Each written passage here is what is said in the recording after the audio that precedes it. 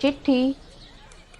डाकिये ने दरवाजे पर दस्तक दी तो नन्हों सहुआइन ने दाल की बटुली पर यूं कलछी मारी जैसे सारा कसूर बटुली का ही है। हल्दी से रंगे हाथ में कलछी पकड़े वे रसोई से बाहर आई और गुस्से के मारे जली भुनी दो एक डगमारती ड्योढ़ी के पास पहुंची। कौन है रे? सहुआइन ने एक हाथ में कलछी पकड़ी, दूसरे से सांकल उतारकर दरवाजे से झांका तो डाकिये को देखकर धक से पीछे हटी और पल्लू से हल्दी का दाग बचाते एक हाथ का घूंघट खींचकर दरवाजे की आड़ में छिपकली की तरह सिमट गई। अपनी की चिट्ठी कहाँ से आएगी मुंशी जी? पता ठिकाना ठीक से उचार लो, भूल चूक हो गई होगी। वे धीरे से फुसफुसाई। पहले तो केवल उनकी कंगुरियां दिख रही थी जो आशंका और घबराहट के कारण छिपकली की पूंछ की तरह ऐंठ रही थी। नहीं जी, कलकत्ते से किसी राम सुभग साहू ने भेजी है। पता ठिकाना में कोई गलती नहीं। रामसू? अधकही बात को एक घूंट में पीकर सहुआ यूं देखने लगी जैसे पानी का धक्का लग गया हो। कंगुरिया का सिरा पल्ले में निश्चेष्ट कील की तरह अड़ गया था। अपने की ही है मुंशी जी। मुंशी जी ने चिट्ठी आगे बढ़ाई। कंगुरिया फिर हिली। पतंगे की तरह फड़फड़ाती चिट्ठी को पंजे में दबोचकर नन्हो सहुआइन पीछे हटी और दरवाजे को झटके से भेड़ लिया। आंगन में कोने में पानी रखने के चबूतरे के पास खड़ी होकर उन्होंने चिट्ठी को पढ़ा। राम सुभग आ रहा है, लिखा था चिट्ठी में।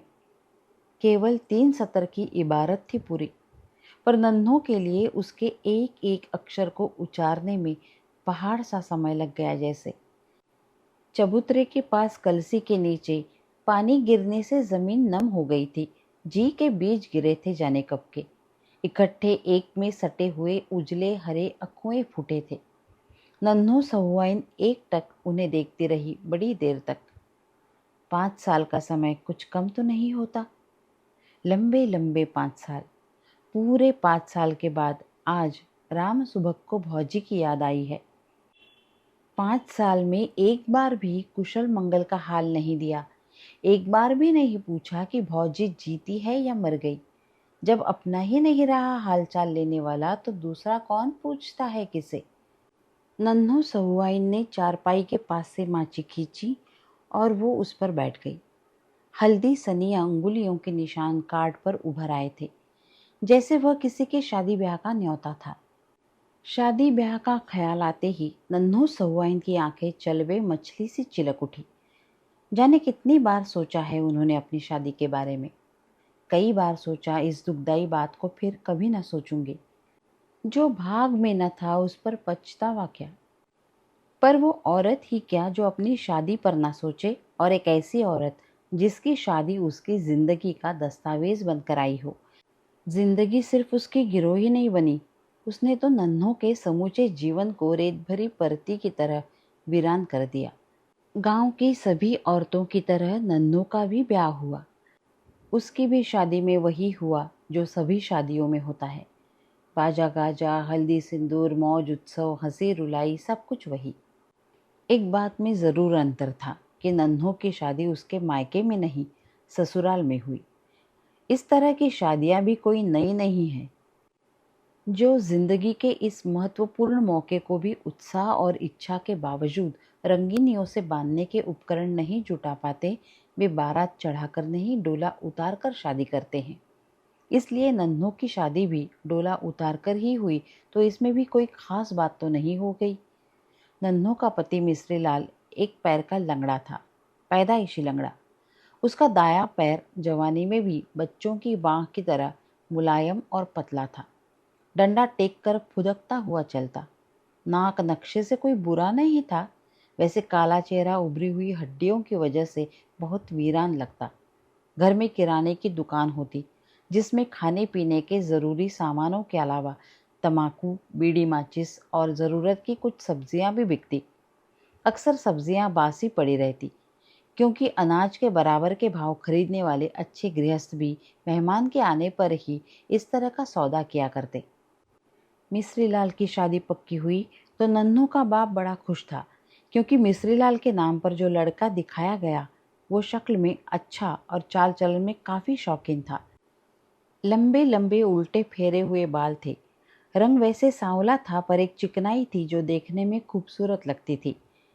इसीलिए लड़के वालों ने जब जोर दिया कि हमें बारात चढ़ा के शादी सहती नहीं, डोला उतारेंगे, तो थोड़ी मीन मेक के बाद नन्हों का बाप भी तैयार हो गया, क्योंकि इसमें उसका भी कम फायदा न था। खर्चे की काफ़ी बचत थी। डोला आया।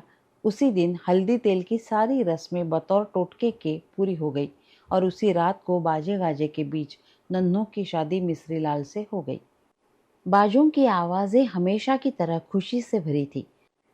मंडप की झंडियों और चंदोवे में हवा की खुशी भरी हरकतें भी पूर्ववत थी। भाटिनों के मंगल गीतों में राम और सीता के ब्याह की वही पवित्रता गूंज रही थी, पर नन्हों अपने हाथ भर के घूंघट के नीचे आंसुओं को सुखाने की कितनी कोशिश कर रही थी, इसे किसी ने न देखा। एक भारी बदसूरत पत्थर को गले में बांधे वो वेदना और पीड़ा के अछोर समुद्र में उतार दी गई, जहां से उसकी सिसकियों की आवाज भी शायद ही सुनाई पड़ती। काहो भौजी, बाबा ने देखा तो मुझको, पर शादी हुई मिश्री भैया की। राम सुभग ने दूसरे दिन कोने में बैठी नन्हों से मुस्कुराते हुए कहा, अपना अपना भाग है, ऐसी चांद सी बहू पाने की किस्मत मेरी कहाँ है। भौजी मजाक के लिए बनी है, पर ऐसे मजाक का भी क्या जवाब। नन्हों की आंखों से झरझर आंसू गिरने लगे, जिन्हें वो पूरे 24 घंटों से लगातार रोके हुए थी। राम सुबह बिल्कुल घबरा गया। उसने दुखी करने के लिए ही चोट की थी, पर घायल सदा पंख समेटे शिकारी के चरणों में ही तो नहीं गिरता। कभी कभी खून की बूंदें भर गिरती हैं और पंछी तीर को सीने में समाये ही उड़ता जाता है। ठीक कहा लाला तुमने, अपना अपना भाग ही तो है, नन्हों ने कहा और चुपचाप पलकों से आंसुओं की चट्टानों को ठेलती रही। राम सुभग मिश्री लाल का ममेरा भाई है। अक्सर वो यही रहता है। एक तो इसलिए कि उसे अपना घर पसंद न था। बाप सख्ती से काम कराता और आनाकानी की तो बूढ़े बाप के साथ दूसरे भाइयों का मिला जुला क्रोध उसके लिए बहुत भारी पड़ता। दूसरे, मिश्री लाल का भी इरादा था कि वो अक्सर यहाँ आता जाता रहे, ताकि उसे दुकान के लिए सामान वगैरह खरीदवाने में आसानी पड़े। राम सुभग के लिए मिश्री लाल का घर अपना जैसा ही था। उसने मिश्री लाल की शादी की बात सुनी तो बड़ा खुश हुआ था कि घर में एक औरत आ जाएगी, थोड़ी चहल रहेगी और मुरव्वत में अक्सर जो उसे चूल्हा फूकने का काम भी कर देना पड़ता, उससे फुर्सत मिल जाएगी। पर नन्हों को देखकर राम सुभग को लगा कि कुछ ऐसा हो गया है जैसा कभी सोचा न था। नन्हों वो नहीं है जिसे मिश्रीलाल की औरत के रूप में देखकर उसे कुछ अड़चन न मालूम हो। वो काफ़ी विश्वास के साथ आया था नन्हों से बात करने, उसे जता देने कि राम सुभग भी कुछ कम नहीं है, मिश्रीलाल का बड़ा आदर मिलता है उसे। ये घर जैसे उसी के सहारे टिका है और भौजी के लिए राम सुभग सा देवर भी कहाँ मिलेगा। और शादी के पहले तो नन्हों के बाप ने भी उसे ही देखा था, पर जाने क्या है नन्हों की उस झुकी हुई आंखों में कि राम सुबह सब भूल गया। चारपाई के नीचे बिछी रंगीन सुहागी चटाई पर पैरों को हाथ में लपेटे नन्हों बैठी थी गुड़ी मुड़ी। उसकी लंबी बरौनियां बारिश में भीगी तितली के पैरों की तरह नम और बिखरी थी और वो एक टक कहीं देख रही थी, शायद मन के भीतर किसी बालियों से लदी फसल से ढके लहराते हुए एक खेत को, जिसमें किसी ने अभी अभी जलती हुई लुकाटी फेंक दी है। राम सुबह बड़ी देर तक वैसे ही चुप बैठा रहा। वो कभी आंगन में देखता था, कभी मुंडेर पर। वो चाहता था कि इस चुप्पी को नन्हों ही तोड़े, वही कुछ कहे, अपने मन से ही जो कहना ठीक समझे, क्योंकि उसके कहने से शायद कुछ बात ठीक बने ना बने, पर नन्हों तो कुछ बोलती ही नहीं। ब्याह के दूसरे दिन के रस्म रिवाज पूरे हो रहे थे।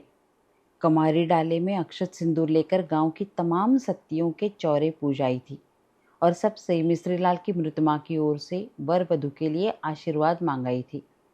रात भर गाने से थकी हुई भाटी ने अपने मोटे और भूंडे स्वरों में अब भी राम और सीता की जोड़ी की असीसें गा रही थी। कुछ बचे खुचे लोग एक तरफ बैठे खा रहे थे, पूर्वे पत्तल इधर उधर बिखरे पड़े थे। अच्छा भौजी, राम सुभग इस मौन को और न झेल सका। चुपचाप उठकर आंगन में चला गया। क्या बबुआ, भौजी पसंद आई? एक मनचली भाटिन ने मोटी आवाज में पूछा। हाँ हाँ, बहुत। राम सुभग इस प्रश्न की चुभन को भांप गया था। उसने मुस्कुराने की कोशिश की पर गर्दन ऊपर ना उठ सकी। वो चुपचाप सिर झुकाए दालान में जाकर मिश्रीलाल के पास चारपाई पर बैठ गया। उस समय मिश्रीलाल दो एक नाते रिश्ते के लोगों से बात कर रहा था। पीले रंग की धोती उसके काले शरीर पर काफी फब रही थी, पर उसके चेहरे की वीरानी में कोई अंतर न था। खुशी उसके चेहरे पर ऐसी लग रही थी जैसे किसी ने जंग लगी पिच की डिबिया में कपूर रख दिया हो। उसके दाहिने हाथ का कंगन एक मरे हुए मकड़े की तरह झूल रहा था। जाने क्यों आज राम सुबह को मिश्रीलाल बहुत बदसूरत लग रहा था।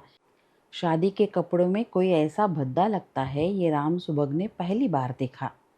सुबह, मिश्रीलाल ने बातचीत से निपटकर दालान में एकांत देखकर पूछा। क्यों रे, भौजी कैसी लगी? सच कहना, अपनों से क्या दुराव? गया था ना? कुछ कह रही थी? नहीं तो, राम सुभग ने कहा। काफी हंसमुख है। वैसे मायका छूटने पर तो सभी दुल्हनें थोड़ी उदास रहती है। मिश्रीलाल अजीब तरीके से हंसा। अरे वाह रे सुंभू, तू तो भाई दुल्हनिये पहचानने में बेजोड़ निकला। उदास क्यों लगती है भला वो? किसी परिवार वाले घर में जाती सास जेठानियों की धौंस से कलेजा फट जाता। दिन रात कांव कांव, यहाँ तो बस दो परानी है, राज करना है कि नहीं? राम सुबह गर्दन झुकाए चारपाई के नीचे देख रहा था। उसने वैसे ही हामी भर दी जैसे उसने पूरी बात सुनी ही ना हो। मिस्री सा, दरवाजे से कमारी ने पुकारा। बाबा जी बुला रहे हैं चौके पर, कंगन छूटने की साइड बीत रही है। मिश्रीलाल धीरे से उठे और फुदकते हुए चौके पर जा बैठे। लाल चुनर में लपेटे गुड़िया की तरह उठाकर नन्हों को कमारी ले आई और उसने मिश्रीलाल के बगल में बिठा दिया। मिश्रीलाल की शादी हुए एक सतवारा बीत चुका था। इस बीच जाने कितनी बार राम सुबह नन्हों के पास बैठा। नन्हों के पास बैठने में उसे बड़ी घुटन महसूस होती। उसे हर बार लगता कि वो गलती से आ गया। उसका मन हर बार एक अजीब किस्म की उदासी से भर जाता। वो सोचता कि अब उसके पास नहीं जाऊंगा, जो होना था सो हो गया, पर उसका जी नहीं मानता। नन्हों ने इस बीच मुश्किल से उससे दो चार बातें की होंगी। कभी शायद ही उसकी ओर देखा होगा, पर पता नहीं उन झुकी हुई बरौनियों से घिरी आंखों में कैसा भाव है कि राम सुबह खींचा चला आता है। वे आंखें उसे कभी नहीं देखती, कहीं और देखती है, पर उनका इस तरह देखना राम सुबह के मन में आंधी की तरह घुमड़ उठता है। वो बार बार सोचता कि शायद नन्हों के बाप के सामने वो दूल्हा बनकर न खड़ा होता तो नन्हों आज यहाँ न होती। झुकी हुई पलकों से घिरी इन आंखों की पीड़ा उसी की पैदा की हुई है। वही दोषी है, वही अपराधी है। राम सुबह इसीलिए नन्हों के पास जाने को विकल हो उठता, पर पास पहुंचने पर यह विकलता कम नहीं होती।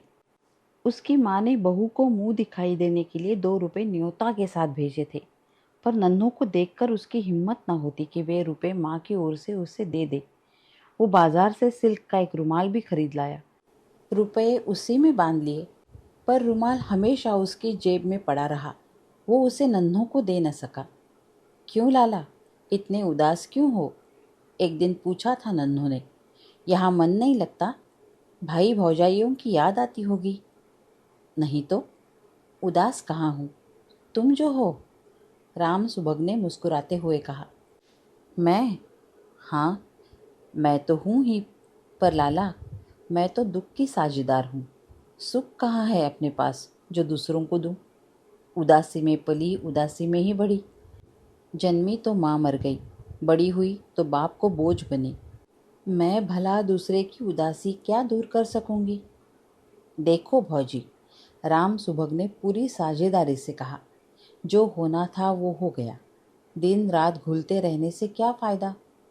कुछ खुश रहा करो, थोड़ा हंसा करो। नन्हों मुस्कुराने लगी। अच्छा लाला, तुम कहते हो तो खुश रहा करूंगी, हंसूंगी, पर बुरा ना मानना, बेबान के काम में थोड़ी देर लगती ही है। उस दिन राम सुबह बड़ा प्रसन्न था। सिर का भारी बोझ हट गया, जैसे किसी ने कलकते हुए कांटे को खींच कर निकाल दिया। नन्हों का मुस्कुराना भी गजब है, वो सोच रहा था। उदास रहेगी तब भी, मुस्कुराएगी तब भी, हर हालात में जाने क्या है उसके चेहरे में जो राम सुभग का मन उचाट देता है। गांव में घूमता रहे, बाजार से सौदा लाता रहे, लोगों के बीच में बैठकर गप्पे हाँकता रहे, नन्हों के चेहरे की सुध आते ही एक रस सुध झटके से टूट जाता। सोई सतह में लहरें वृत्ताकार घूमने लगती, सन्नाटे में जैसे मंदिर के घंटे की अनुगूंज झंझना उठती। चैती हवा में गर्मी बढ़ गई थी। उसमें केवल नीम की सुवासित मंजरियों की गंध ही नहीं, एक नई हरकत भी आ गई थी।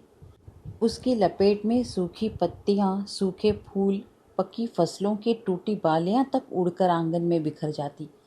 दोपहर में खाना खाकर मिश्रीलाल दालान में सो जाता और राम सुबह बाजार गया होता या कहीं घूमने। नन्हो घर में अकेली बैठी सूखे पत्तों का फड़फड़ाना देखती रहती।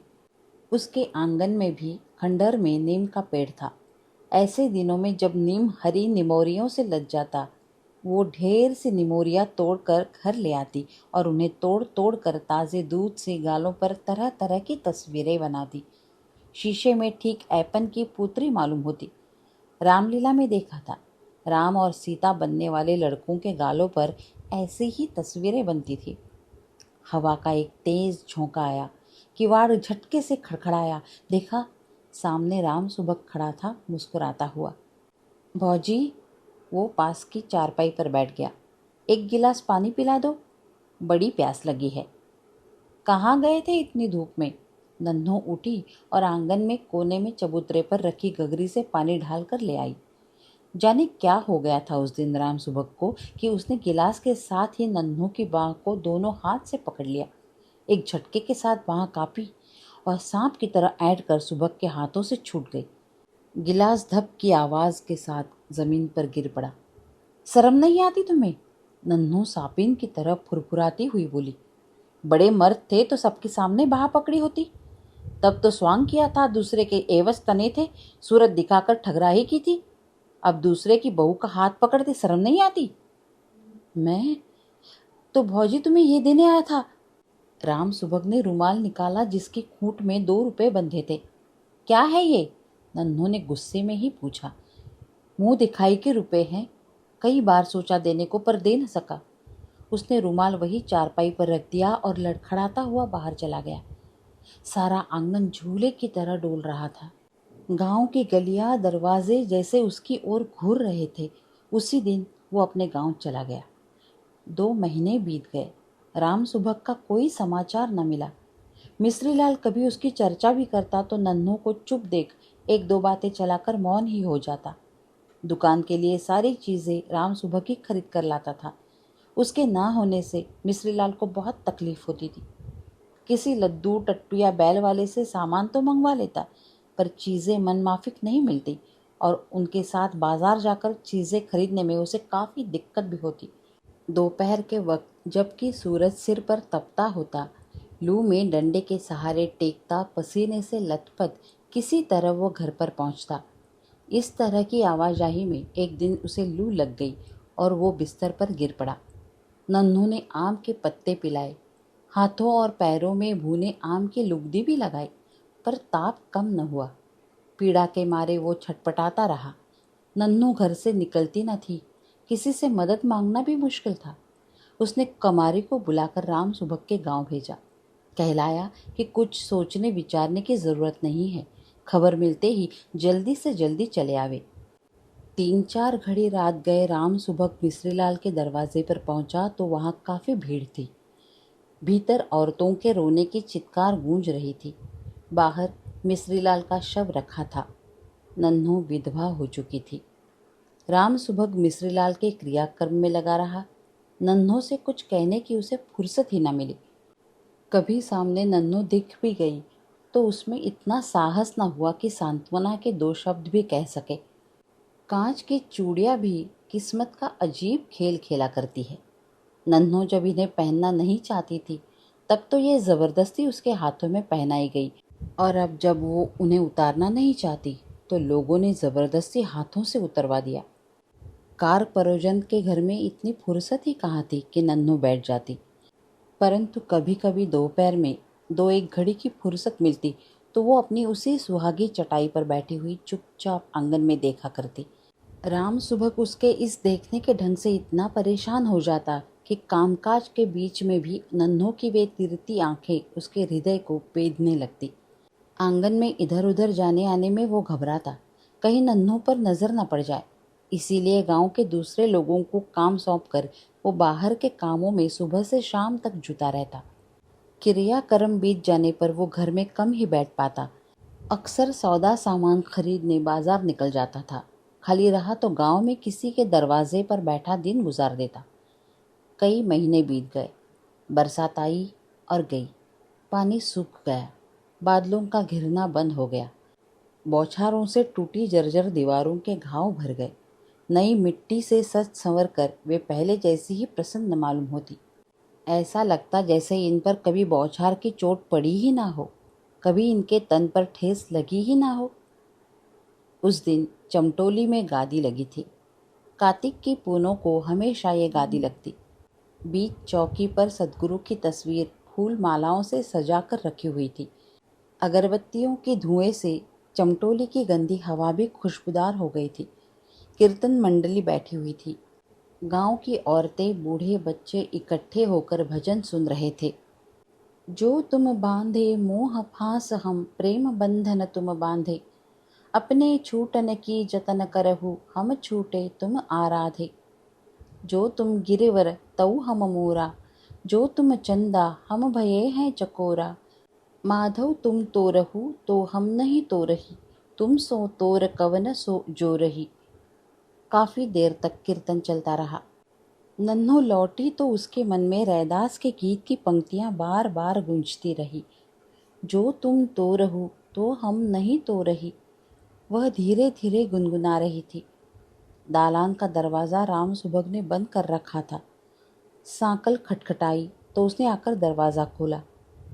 इतनी रात को इस तरह तुम्हारा गली गली घूमना ठीक नहीं है भौजी। जाने कहाँ का साहस आ गया था उसे। राम सुबह दरवाज़ा बंद करते हुए बोला। नन्हों ने और कुछ न कहा। मैं तुम्ही से कह रहा हूँ। नन्हों एक झटके के साथ घूमी। राम सुबह के चेहरे पर उसकी आंखें इस तरह टिकी कि मानो बेद कर भीतर घुस जाएंगी। इतनी कलक होती है तो पहले ही ब्याह कर लिया होता। इस तरह डांट रहे हो लाला जैसे मैं तुम्हारी जोरू हूँ। खबरदार फिर कभी आंख दिखाई तो। राम सुबह माथा पकड़कर बैठ गया। गुस्से और ग्लानि के मारे उसका सारा बदन जल रहा था, पर मुंह से एक शब्द भी न निकला। उसने चादर खींचकर मुंह ढक लिया और भीतर ही भीतर उफनाता उबलता रहा। और तब से 5 बरस बीत गए। आज पहली बार राम सुबह की चिट्ठी आई है कि वो कलकत्ते से गांव आ रहा है। ये 5 बरस जाने नन्हों ने कैसे बिताए हैं। राम सुबह उसी रात को लापता हो गया। रोते रोते नन्हों की आंखें सूज गई। मेरा कोई ना होगा, मैं अकेले रहने के लिए जन्मी हूँ। वो अपने आप को धिक्कारती कलपती। कभी मन पूछता, पर इसमें मेरी क्या गलती थी। मैं तो गादी देखने भर चली गई थी। कौन नहीं गई थी वहाँ। मैंने क्या कर दिया था ऐसा। हाँ, गलती ज़रूर थी। मैं विधवा हूँ। उत्सव तमाशा मेरे लिए नहीं है। बबुआ नहीं है क्या। दूसरे दिन शाम को कमारी ने पूछा था। देखो दुल्हन, मेरी बात मानो, सुबह से ब्याह कर लो। तुम्हारी जात में ये मना भी नहीं है। कब तक ऐसी रहोगी। चुप रह। नन्हों ने उसे बरस दिया था। दूसरे ही क्षण वो शर्म से गड़ गई थी। जाने क्यों लोग मन के छुपे राज को भांप लेते हैं। जिसे जितना छिपाओ उसे उतनी ही जल्दी लोग खींच कर सामने कर देते हैं। चुप तो रहूंगी दुल्हन, पर पछताओगी। ऐसा दूल्हा हाथ ना आएगा। वो जिंदगी भर तुम्हारे लिए कुंवारा नहीं बैठा रहेगा। ऐसा मौका हमेशा नहीं आता। तुम्हारे बाबूजी ने तो उसी को देखा था। मिश्री लाल से तो ब्याह धोखे से हुआ। मैं कहती हूँ चुप कर। नन्हों की आंखें डबडबा गई। मेरी जिंदगानी में धोखा ही लिखा है तो उसे कौन मिट सकता है। कमारी सकपकाकर चुप हो गई। आंसुओं की धार संभालना उसके वश के बाहर था। वह चुपचाप दरवाज़ा भेड़ कर चली गई। नन्नू चाची, दुकान से कोई लड़का चीख रहा था। नन्नू माची पर से उठी और दुकान की ओर लपक कर चली। क्या है रे, क्यों चीख रहा है ऐसे? ये देखो, किसना बेर लेकर भाग रहा है, जंदू ने हकलाते हुए कहा। वो ललचाई आंखों से लाल लाल बेरों से भरी टोकरी को देख रहा था। अच्छा, भाग रहा है तो भागने दे, तू भी ले और भाग यहाँ से। हल्ला मत मचाओ यहाँ। लड़के जेबों में बेर भरकर खिलखिलाते हुए बाहर चले गए। नन्हों ने दरवाज़ा बंद कर लिया और रसोई में चली गई। कलकत्ते की गाड़ी शाम 7 बजे के करीब आती थी। नन्हों आंगन में चारपाई डाले लेटी थी। झिलंगी चारपाई थी, मूंज की। पैरों में रेशों की चुभन अजीब लगती। हवा पहले जैसी सर्द न थी। हल्की गर्मी गुलाबी रंग की तरह हर झकोरे में समाई हुई थी। नन्हों के खुले हुए काले बाल सिरहाने की पाटी से जमीन तक लटके हुए थे। वो चुपचाप नीले आसमान के तारों को देख रही थी। आंगन की पूर्वी दीवार की आड़ से शायद चांद निकल रहा होगा, क्योंकि उजला उजला ढेर सा प्रकाश मुंडेर की छाजन पर मिट्टी की पटरियों से टकराकर चमक रहा था। सांकल खड़की। भौजी। सुबह 5 साल के बाद लौटा था। नन्हों ने दरवाज़ा खोला। सुबह था सामने। अंधेरे में वो उसे देखती रही। आ जाओ। पंखुड़ियों के चिटकने जैसी आवाज़ सन्नाटे से उभर कर खो गई। दोनों बिल्कुल खामोश थे। राम सुबह आंगन की चारपाई पर आकर बैठ गया। एक अजीब सा सन्नाटा दोनों को घेर कर बैठ गया था। खा पी कर राम सुबह जब सोने के लिए अपनी चारपाई पर गया तो माचिन खींचकर नन्हों उसके पास ही बैठ गई। क्यों बाबू, बहुत दिनों के बाद सुध ली? नन्हों ने ही बात शुरू की। बहुत दुबले हो गए हो, बीमार तो नहीं थे? नहीं तो, राम सुबह बोला। 5 साल तक भुलाने की कोशिश करता रहा भौजी, पर भूलता नहीं। मैंने कई बार सोचा कि चलकर तुमसे माफ़ी मांग लूँ, पर हिम्मत ना हुई। अब कि मैंने तय किया कि जो कहना है कह ही जाऊँ। मैंने अनजाने में गलती कर दी भौजी। मैं नहीं जानता था कि मेरी तनिक सी गलती इतना फल देगी। मैंने जो कुछ किया मिश्री भैया की खुशी के लिए ही, पर कसूर तो है ही, चाहे वो जैसे भी मन से हो। राम सुबह ने ज़मीन पर देखते हुए कहा, मेरे कसूर को तुम ही माफ़ कर सकती हो। कसूर कैसा लाला? तुम जिसे कसूर कहते हो वो मेरे भाग्य का फल था। तुम समझते हो बापूजी को कुछ नहीं मालूम था। मालूम तो उन्हें तभी हो गया था जब डोला भेजने की बात हुई। बिगड़ने वाली बात को सभी पहले से जान लेते हैं बाबू। जिनके पास बल है वो उसे नहीं होने देते। जो कमज़ोर हैं वो उसे धोखा कहकर छिपाते हैं।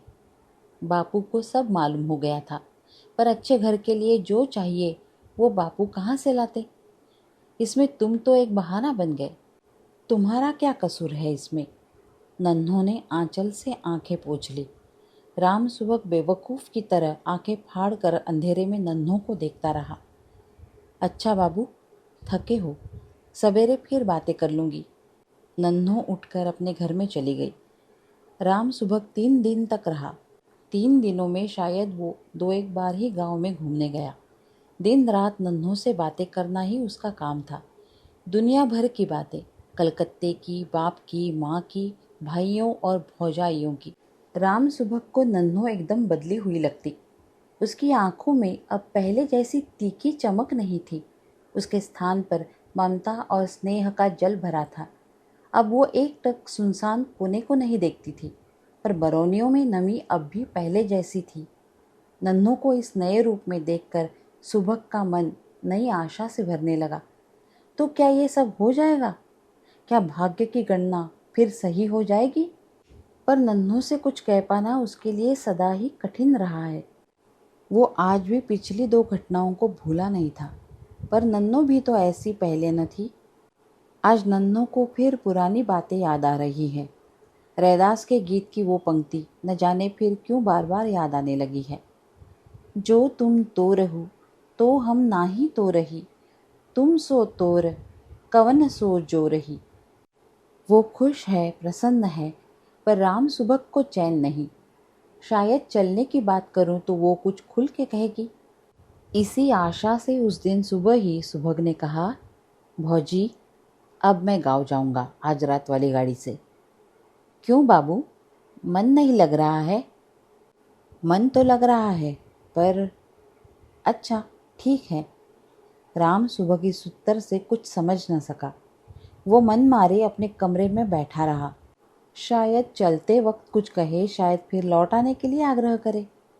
शाम को अपना सामान बांधकर जब सुबह तैयार हुआ तो नन्हो अपने घर में से निकल कर आई।